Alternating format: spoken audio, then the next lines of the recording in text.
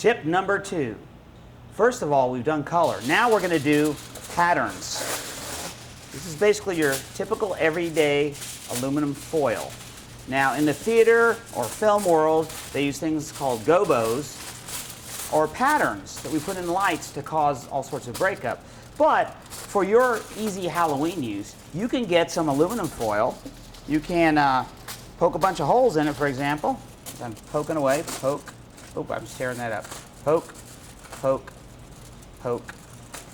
And then you can take a light, go behind it, and you can make a pattern on the wall. Now, why do you do this? You take a pattern because you want to create a breakup. It makes it more chaotic. Like, look at this skeleton guy over here.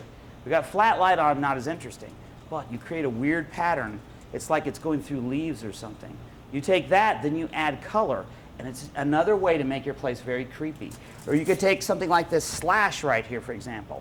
It looks like, you know, some werewolf ripped on a wall, but it really makes props pop when you add an interesting pattern to them.